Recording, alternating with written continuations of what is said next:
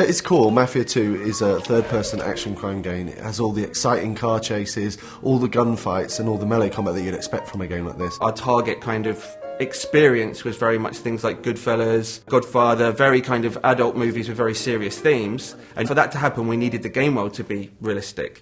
Shooting is one of the most important things in the game, and obviously, as we try to be realistic, our weapons are quite lethal. We really want it to feel like deadly combat. What we don't want is the player sort of rushing enemies and doing things like that, you know.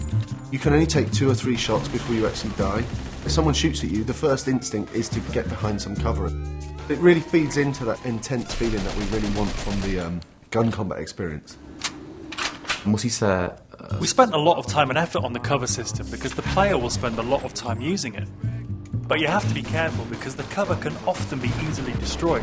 So if you're hiding behind a fence and it starts to disintegrate, it's time to move elsewhere. This destructibility was a big thing for us. We wanted to fill the whole city with a massive number of destructible objects, so the player felt that they could pretty much destroy anything.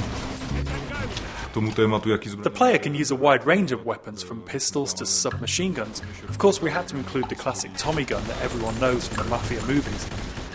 We do massive explosions from different stuff, like vehicles can be exploded. We have some Molotov cocktails, they'll sort of set fire to the gasoline as it falls on the floor. And all these different things are things that you'd sort of expect from the 40s and 50s weaponry. Melee combat in the game is a really sort of visceral experience. We want it to feel really brutal. So it's a very simple system. Using 2 buttons, you perform these either hard punches or light punches. And then using a combination of these, you perform these finishing moves. And the coolest thing is these finishing moves are sort of context sensitive as to where you are in the world. So if you're stood near the hood of a car, then the player might punch a guy and then sort of smash his head against the hood of the car, which is a really cool thing. The driving model is very realistic. So you drive these things, they really feel like period cars. They feel very heavy, they feel really satisfying when you're driving them around. Once you get familiar with the controls, there's a real skill to doing the handbrake turns, the donuts and the skids in the street.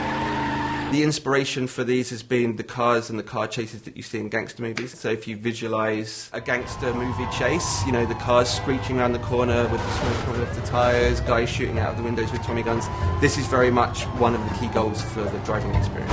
We've got like a few features in the game which allow the player to sort of like personalise their vehicle. In the body shops you can customise the car a fair deal. You choose the car that you like the best. You know, I'm going to choose to take this car on the mission because it's better than every other car in the city. I think that's a pretty cool decision to make. Our gameplay is great. We've got shooting, car chasing, everything a game needs, but we also need to link it to the story to create a believable game. We needed to move away from some of the more arcadey conventions that you see in other open world games and focus more on a realistic experience for the player, so the player behaves like a mafia gangster.